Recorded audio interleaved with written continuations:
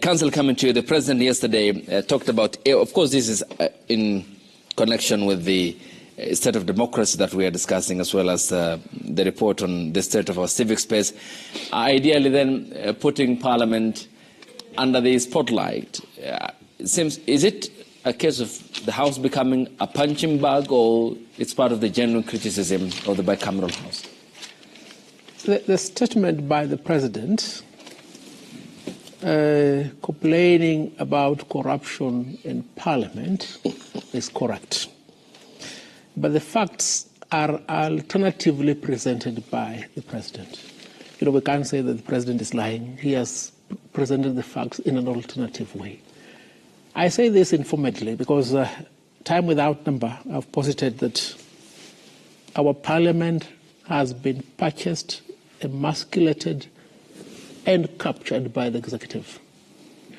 The only Parliament that was informed and independent in the recent past was the one immediately before the promulgation of the Constitution. As soon as President Uhuru Kenyatta and Deputy President then William Samoei Ruto took over the reins of power, they captured Parliament. They have either coerced, enticed, or openly bribed Parliament. Yep. That's an open secret. So it cannot lie in his mouth to come and say parliamentarians, committees are demanding bribes from cabinet secretaries, governors et al. For them to do what is supposed to be done. You know, immediately he was sworn into office, he approached those 8 members of Parliament from ODM and brought them in. I mean, I don't think they came on their free will. They must have been given some consideration. And it has continued like that. Decisions are made on the basis of what is decided at State House. The other day we were told during the impeachment of former Deputy President Rigathi Gachagua that members of Parliament from the National Assembly to the Senate were paid to undertake this nefarious enterprise. Yep. So if that be the case, Mr. President, then you have no moral or legal footing to make these pronouncements. But assuming that is true, are you without power to countermand this? About 4 years ago, we gave you an advisory to dissolve Parliament because Parliament is unconstitutional. So if you verily believe that Parliament has become a house of brats, dissolve Parliament. Stop complaining to us. It's as simple as that. Okay.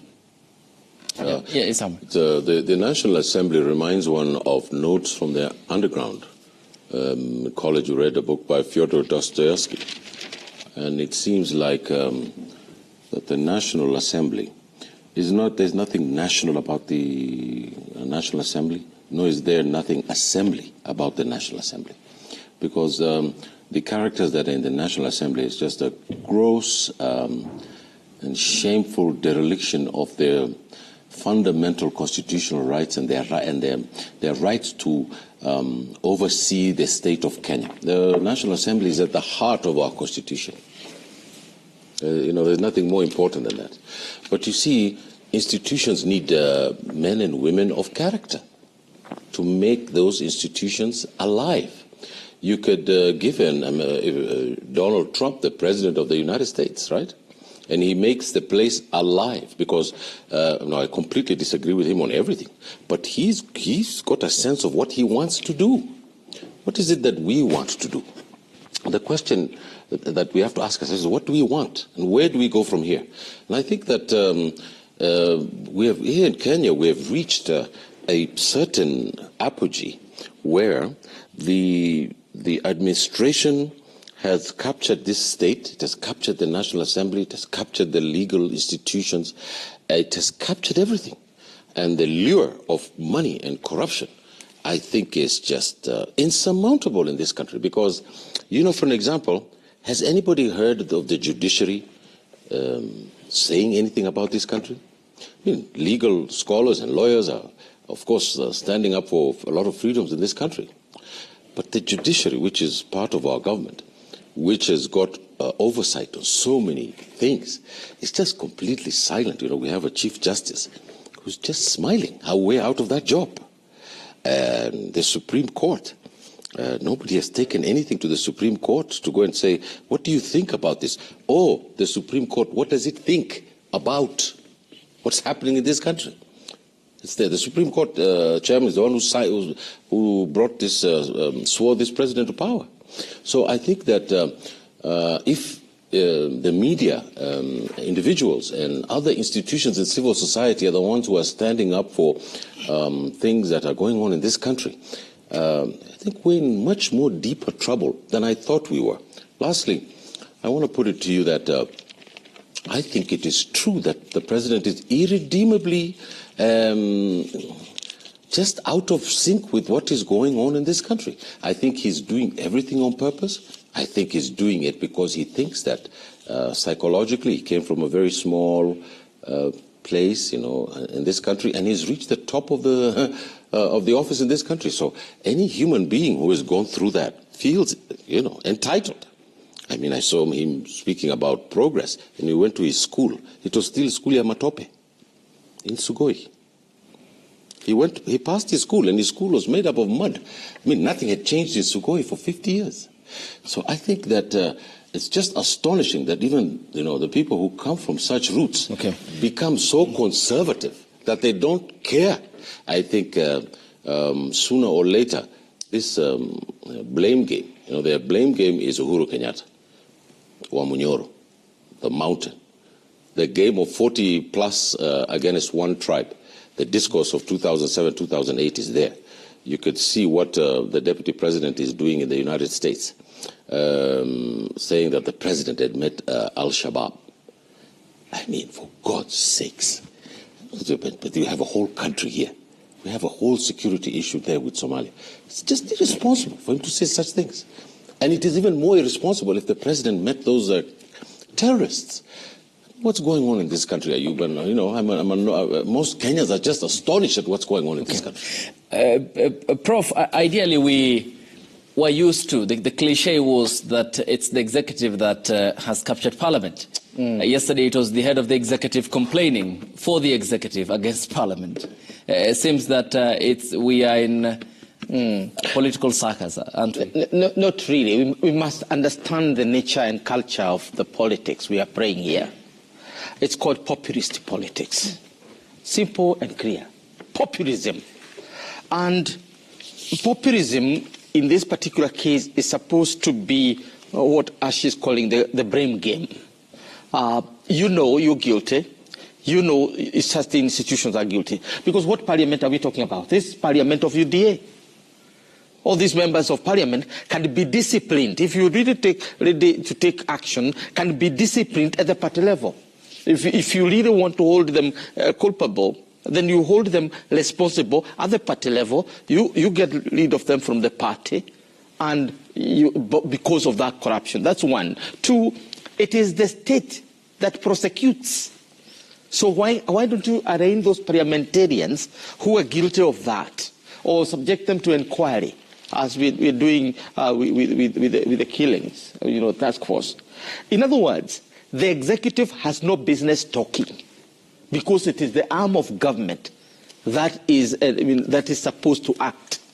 We are based on Montesquieu's what you call separation of powers, and the doctrine of separation of powers put at the executive at the apex, the equal among equals, the executive. And that's why it's called executive, because it executes. So it cannot talk. It can only act. Judiciary wait for people to be brought so that it can adjudge for issues to be brought. That's its role. Parliament oversees the operations. Its main role is oversight of both budget and activity. So we need to read the Constitution clearly. We need to have the underpinning philosophy under the Constitution, so that when you begin to talk, then you know whether you're doing the right thing or you're doing the wrong thing. Talking for the executive is the wrong thing. It's part of our populism that we're involved in. And that is why, that's why I joined the party, PLP. Because I believe that this country needs liberation And why do we need liberation? Why should we bring the concept of liberation on the table? Because if we don't know what we're doing here, we need to liberate our minds, first and foremost.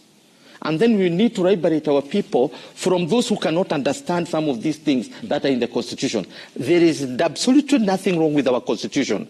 We have everything wrong with those who are implementing it and those who are interpreting it. So, yes, we have known for all the years, long before President William Ruto came to power, that Parliament has a problem. We knew that. Okay. We have been talking about electing men and women of integrity. That has not happened for the last 2 decades, 3 or 2 decades, since the multi-party came in. Yes. The first group of those who were elected as multi-party leaders in Parliament, some of them, James Orengo and others, were people who were in the trenches. They were accountable and they could do a lot of things. We could see. After that, that's not the case. But is it the executive that is supposed to throw the first stone? Okay. Or the legislature. Or the legislature. Yeah, and Council, that brings me to the point. At the height of the finance bill debate in 2023, the President, while speaking in Narok County, said, I will want to know members of Parliament who will oppose this finance bill. And it ended up passing, became an act of Parliament. Is this a house that you shall hard when you want to serve your interest? And ideally, how concerning is it in a constitutional architecture like ours when members of Parliament really understand the powers that they are granted by Katiba? I always refer to the statement by my teacher and good friend PLO, the collapse of the state, the collapse of the executive, the collapse of the legislature, the collapse of the judiciary. But you see, the legislature is the house where the sovereign is domiciled because it is constituted of representatives of the people. That is why in other democracies it is called the House of Representatives. So if the representatives of the people can be looked at from this prism, where the president looks at them as extortionists, but we have rightfully said the president has created them as extortionists. We, the people, look at them as traitors, but we cannot be blamed because we give them a limited contract of 5 years to do right. In between, they decide to do wrong. And nothing depicts better the doing of wrong by the representatives of the people than the issue of passing of the finance bill.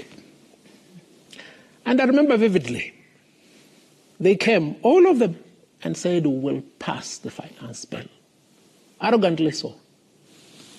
And then when there was uproar from the people of Kenya, majority of them being the Gen Zs, the population of Kenyans between the age of 18 and 30, the president caved in.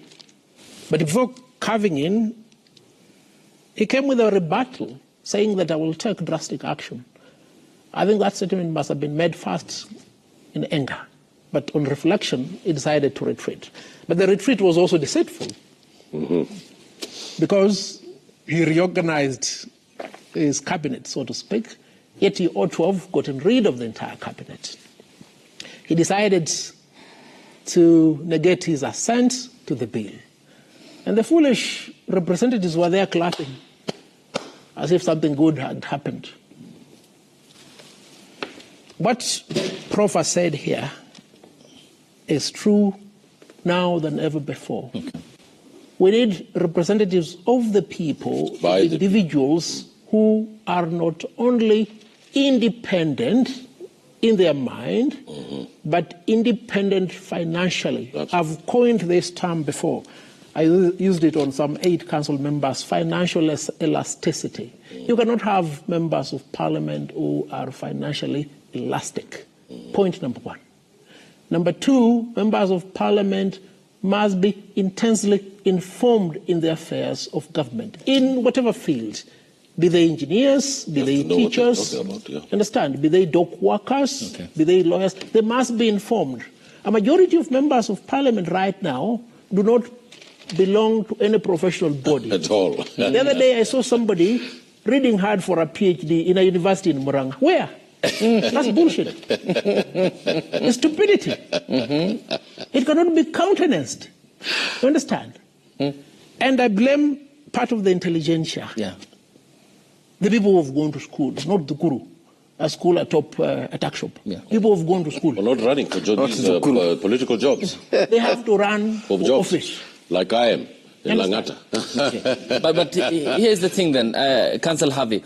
How then do we fix this democratic problem when it's the people who hold the mandate, they have all the sovereign power, and in a democracy the downside could be that a byproduct could be as bad as Donald Trump?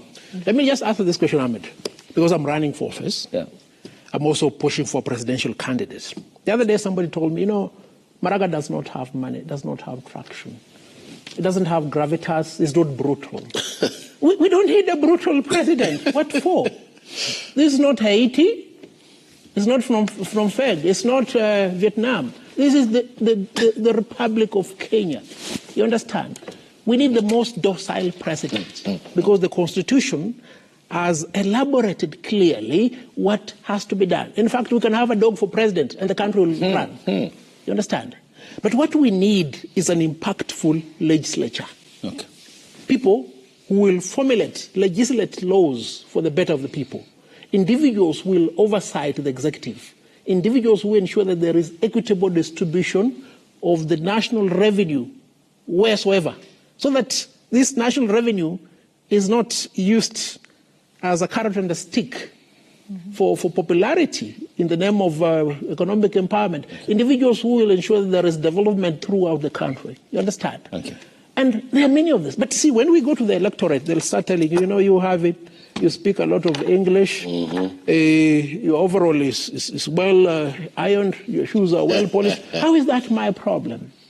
My work, if you give me the opportunity to serve, is to do the 4 things in Parliament. Okay. It's a brutal job. Yeah. I mean, sorry to say, it may even require a tough, arrogant character. Yeah.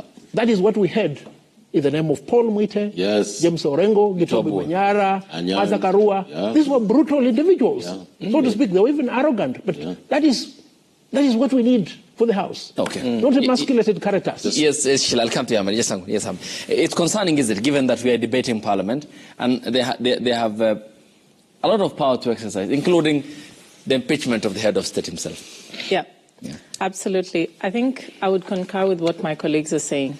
Sometimes I worry that we have people in Parliament who did not read the job description. I think we have to take responsibility as a citizen because we are seeing a product of the people that we placed in that House. And we also have to have some moments of reflection and ask ourselves, well, how do we change this trajectory? And I also speak as a lot of youth who are very frustrated with everything that was going on, and yet we are the same population that do not show up to vote. And that's why we've been drumming up civic education. We've been saying we're going to vote, we're going to get voters registration. Why? Because a lot of times we're told, Sheila, you complain so much, but you guys never show up at the ballot. And so I'm trying to tell the rest of us, listen, we have to show them who is in charge now, just like we did last year with the finance bill, that we have to change course. The way I see it, the way we see it as a generation is we are going through an economic revolution. No matter how I look at it, the buck stops with the fact that we're going through an economic revolution, and it cannot be business as usual. So you have Transparency International that ranked Kenya. Now we're ranking at 32 in our corruption index. And just for reference, 0 is when you are just completely corrupt, and 100 is like you're really clean. So it's like the way you score in an exam. Yeah. So we are scoring at 32% in the exam of corruption. What I would have loved to see in that speech would be to say, today we are scoring at 32. That's the index where we are, meaning that over 35% of people are saying when they go into public institutions, they are demanded for bribes, and a good chunk of that is that they have to pay these bribes in order to get things moving and going. So this is a systemic issue. Where is the systemic response to this? It's not about holding a microphone and having a populist position. It's about saying, systemically speaking, this is where the issues are, and systemically speaking, this is where the response goes. Because when we talk about issues corruption, it's not just that simple. And I would like to say that the buck always stops with the president. There's a lot of things that we are seeing, and I'm really frustrated because we have a tendency of sweeping things under the rug, but you do that with the people who don't forget. We have the internet, we have our phones, and we don't have jobs, we are idle, so the only thing we can do is keep you, hold you up to account or keep you up to task with what you're supposed to do. So where is the plan? What is the plan here? Because simply calling it out when we know that we've had issues of the executive and not knowing really where the lines start and stop, right? We saw this last year where they were smiling in State House. We were in the streets and we were saying we don't want the finance bill. We were being tear-gassed, pink-watered, everything in between. And they were just standing there pretty much smiling and saying, yeah, but we're going to do what we want. I remember this one scene that got us really upset when I think she's a senator who was being pinched in the cheeks, and we're thinking, I'm getting tear gassed here. I'm like, we're getting hurt here, and you're being pinched in the cheeks, and they're going to pass this, and the audacity of it all. So we have to have systemic problems in this country. The issue for me in Kenya has never been that we are poor. We are not poor as a country. Don't ever let anyone convince you that we're poor. We have enough resources, we have enough brains, we have everything that it takes. The issue we have is a corruption issue. The issue we have is that there's lack of accountability. The issue we have is that we have odious debt. The issue we have is that we're having more than 70% of our revenue going back to pay debts that we don't even understand how we came up with them in the first place. So it is an economic revolution. You don't respond to it with populist sentiments. Yes, Ahmed. I think that the intellectual discourse or the gauntlet that was thrown out by the Honorable Raila Odinga at the funeral of probably one of the great leaders in this country, Ms. Phoebe Asiu. I want to send my condolences to that family, first of all, to Caesar and the rest.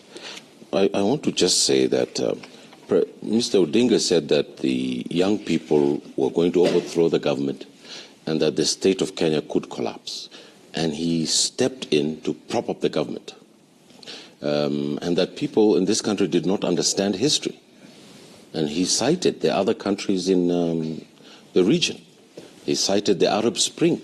He cited all the rebellions against the state. And he said, is that what you want? Do you want this country to break? And I think that it is very important for us to call him out on that, because that's an ahistorical view about the history of the Arab Spring and what happened in this country. I think if political expediency by the Honorable Raila Odinga, who's probably the most outstanding citizen of this country in the last 30 years, and who finally succumbed to right-wing politics by the state, is a way in which there's this school called the Analysis School by a guy called Fernand Braudel, who speaks about the longue durée, or the questions of history over a long period, is that if progressive leaders like Mr. Odinga can succumb to this statism and to this appalling sense of contradiction, my learned friend's grasp towards asking for a new leadership is, quite open to us to see. And I think that we in Kenya need to really stand up and look this country in the eye and say, we deserve better. We deserve better. We also deserve the truth. We also don't deserve this tribal politics that these people are playing, because this country has been through hell over it. And I think that the young people who have rejected all these isms have a thing or two under their sleeves. Secondly is I think that it is very important for us to recognize that we are teetering on the edge of something new. There are dark and forces that are pushing this country towards a bad place. And if the institutions of the people who believe in the constitutional system of government do not stand up now, I think we're headed for a disaster in the coming elections. And I've repeatedly said that here. And I think we need to wake up. See, for example, the cohesion institutions, the truth and reconciliation institutions. Okay. None of these institutions, the judicial institutions, none of them are speaking up. It's the media and some politicians who are demanding that we return to some form of decency in this country. Yeah.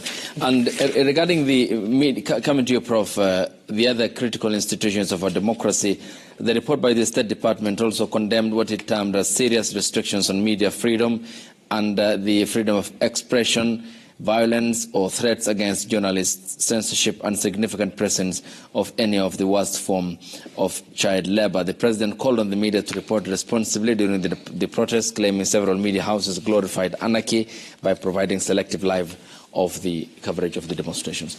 Seems that it's the media today that is speaking in places of institutions that are empowered by the Constitution, and largely regarding this, plus what the president said yesterday about Parliament. It's concerning, isn't it? Yeah, it is. It is concerning. But what the phenomenon we are experiencing now as a people and as a country is where democracy is being rolled back. We're seeing a backsliding on our democracy. And this has happened over the last, say 10 years. We got a constitution. We needed to implement it. It is not implemented to the letter, the way it is supposed to be implemented. And at the tail end of this, in the last 3 or so years, we have seen a deliberate assault on the Constitution and the citizen. And that we cannot deny. In other words, the state is assaulting the citizen and also assaulting the law that is supposed to protect the citizen. So that is where we are. And the question is, who is going to guard the guardian? This is an old question that was asked in the Roman Empire. Who is going to guard the guards? And in this particular case, I think I concur with Hashi in regard to the moral opposition. Because the problem we are having today is essentially the fact that the government or the state as such has succeeded in totally emasculating the state. And talk about bribing, because things must be stated in black and white, not in grey, in shades of grey. That I don't think Raila Odinga is there championing the interest of the state, of the nation. This moral whitewashing is not making sense.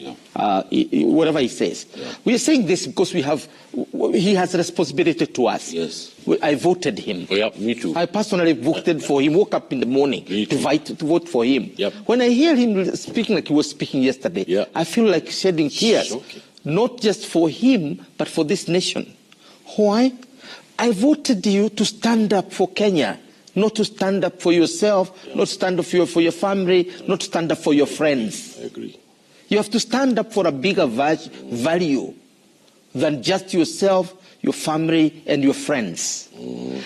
Now trying to distort history and distort facts by saying that the Gen Zs were overthrowing this government with their phones and their water bottles. We never saw any Gen Z going to Mount Kenya Forest or Mount Elgon Forest. When Kimathi, the Gen Zs of Kimathi time, wanted to overthrow the British government, we know what they did. Yes. They took their arms, they raided police stations, and took arms and rushed to the forest. That's it. The Gen Zs had no intention. So what script is Raila Odinga reading? Now Raila Odinga now is defending a criminal state. The dichotomy in the working division in terms of morality and law in any country, decent country, is where we have the law-abiding citizen and a criminal citizen. What do we do with a criminal state? That's the dilemma of Kenya today. When the state decides to take the position of a criminal, what we need in this country is a moral nation.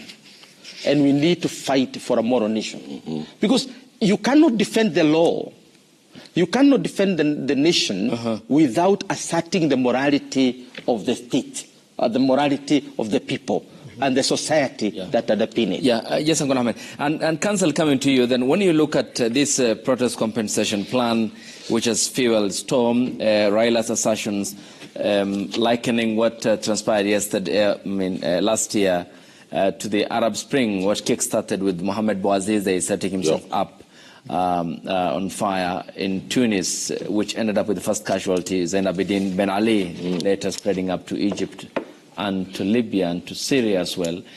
But ideally, him being the beneficiary of this consensus democracy with the president, who termed his association with Uhuru Kenyatta as a mongrel democracy, ideally is not supposed to be fitting and working with our constitution, is it?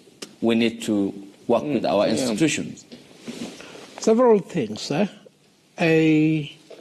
This compensation is blood money. Nobody should accept it. Yeah. Wow. It's as simple as that. Don't accept blood money. It's true. We need the people personally responsible for the killings, abductions, and torture to be held accountable through a judicial process. There is a remedy through which they can be personally be compelled to pay damages. That's number one. Number two, I've listened to the lamentations of Professor Kagwanja here and my friend Ahmed. You've cried that you voted for Raila Amolo Odinga and you are disappointed. True. I'm lamenting. Two things. One, do not be disappointed. Raila Odinga did the right thing, sorry to say. The right thing peculiar to him. You expected him to be like Jonas Savimbi, to go back to the bushes in his 60s to be killed? No. He's fought for you people. Were it not for Raila Amolo Odinga, we will not have this constitution. So the people of Kenya must shut up and stop crying. You must now fend for yourself. This is how the two of you will fend for yourself. I want you to vote for David Maraga as president. Will you, Ahmed? I'm going to vote for myself in Langata. Yeah, I want to say one. Hang on. Let me finish, Ahmed. I'm pitching. Okay. I want you to vote for him. Understand? My sister, Sheila, it's not an economic revolution. This is a 15 million ballot revolution. 15 million constitutes the youthful population. It is sufficient to transform this country to the leadership you want. So the two of you, when you are children, when your grandchildren come to you and say, we want Maraga as president, please yield to their call. But I will not hold it at that point in time. Kagwanja. Yes, my cousin. I beseech you, go and speak to Rigathi Gachagua. I have this premonition that he'll have control over Parliament. Me too. Can he see to it that he supports Maraga for president? That is the prudent thing to do. Okay. Lastly, we need a pivotal, focused, buoyant, and effective Parliament. Yeah. When you see me on the ballot, please vote for me as member of National Assembly. Very good. I'm available like a bride. Yeah. I don't have a party. If you must of necessity give me a party, give me a good party. But if you can't give me a party, please just propel me. Yeah. The last time Prof had pitched twice when he made submissions, I'll come to you, Ahmed. Yes, on a point of information, he said that the country needs a mother's touch. Yeah. Point of order. Yeah. There is a point of order, just a few sentences. Yeah. I agree with much of what my learned friend has said. Mr. Odinga grasped at the moral authority in this country. And therefore the charge of us getting a backlash is natural.